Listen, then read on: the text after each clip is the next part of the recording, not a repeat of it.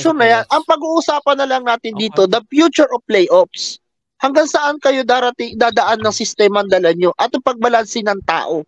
Kasi manpower ang pag-uusapan mo dyan eh. Diba? May tao ka. Pero yung trust mo ba sa manpower mo makakapag-contribute kagaya ng contribution ng first unit na magiging kung anong contribution ng first unit makakontribute sa second unit. Yun yung nun eh. Yeah. Agree ako dyan, bro Mark, kasi kung maaalala natin, diba, yung Lakers noong 2009, diba, nag-champion sila noon. And to repeat, naging healthy si Garnett noong 2010. Naghanap sila ng enforcer na pantapat kay Garnett and Perkins. At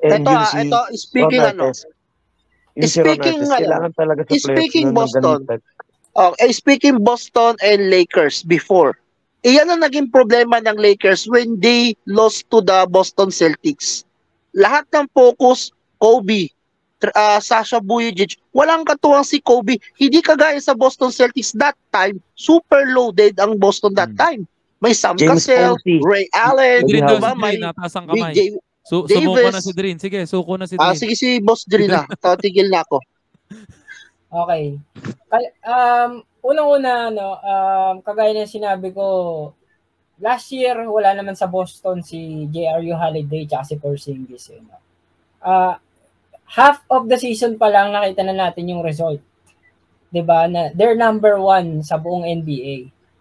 Last year, kung mapapanood mo, ang bench ng Boston, sobrang loaded. Pero kinapos sila dahil hindi naman bench ang magpapanalo sa playoffs Yung superstars 'Di ba? Si Charles Barkley na nagsabi, championship team is made of stars, no? Kung ilan ang star mo, isa lang ang star sa kabila, isa ang superstar, kaya natatalo ang mga team. Hindi naman nila sinasabi yung bench player naging superstar. 'Di ba? Unang-una ako sa totoo lang, hindi naman hindi naman sa playoffs hindi naman lahat 5 papalitan agad Wala namang gumagawang team nun. Paisa-isa lang. Paisa-isa lang. Oh, 'di ba ang pinaka next na ipapalit Horford, Pritchard, parehas. Nakalimutan nila yung rotations bro veteran na yan no. Masyado kayong nagpo-focus sa bench player pero hindi niyo napansin last year sobrang loaded ng Celtics. Pero natalo pa rin sila. Ko yan. Ako sasagot next. Ako nasagot, pwede? Brodri, nawala yung pagsasabihan mo ng ganyan. Bumaba na. Pero ako, sagot ako.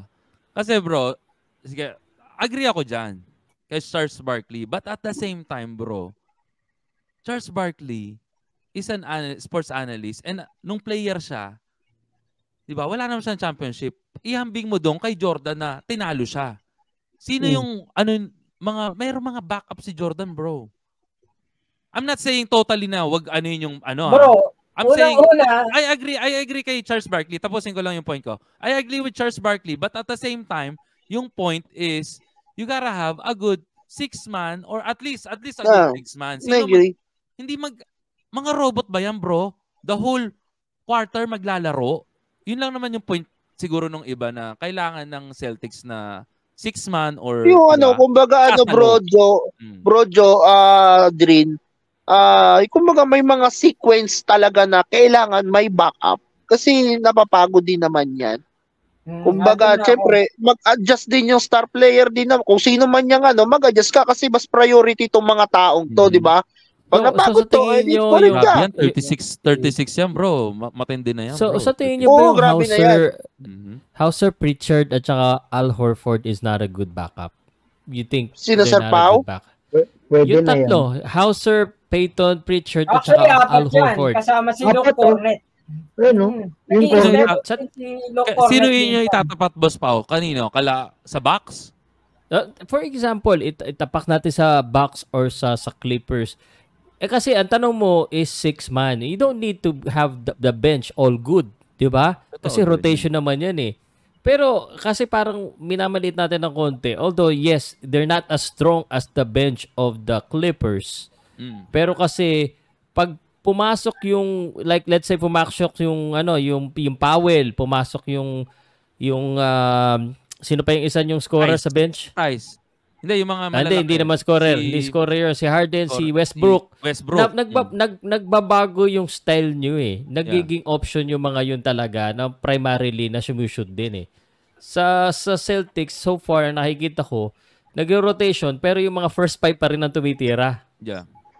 Di ba? But Totoo yung din. somehow, Sir Peyton Pritchard, Al Horford is not good enough para sa inyo as a bench players?